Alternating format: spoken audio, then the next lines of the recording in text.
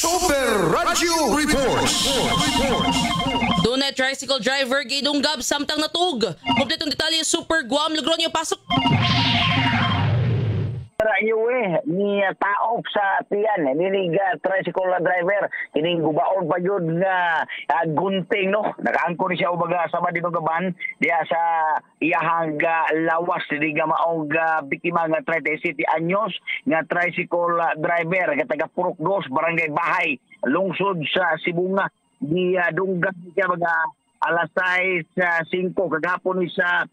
buntag aga maong insidente samtang naghigda-higda siya natulog sa iyahang tricycle diya sa nisigutan lugar usa ka suspect nga gingon adunay diferensya manay gunay ni siya kini nga 37 anyos usab nga taga barangay Kanggampas lungsod sa Bali ilom nga ni dool bitbit ini katong tayaon o gagubaon nga gunting dayo giduslak makadagang gayon sa tiyan dili gamaog tricycle driver hinungdan sa pagkalandig niini sa Tambalanan sa follow-up operation sa kapulisan sanglit adunay naka-report didto nga digo bidagan usab aga maog suspect sa area akto sa gadunay pulis sa ilahang gibaygayo nga follow-up nadakpan kini gamaog manaygunay nga gingong nga dunay diferensya dihaga napusasan o gidangan to na sa kapulisan nibutyag kini gamaog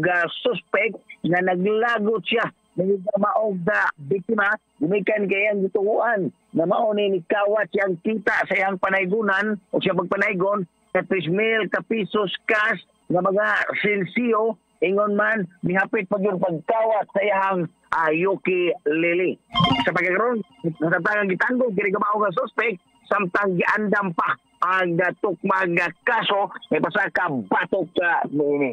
It's Guam Logronyo si GMA Super Radio DYWS dapat to. Super Radio.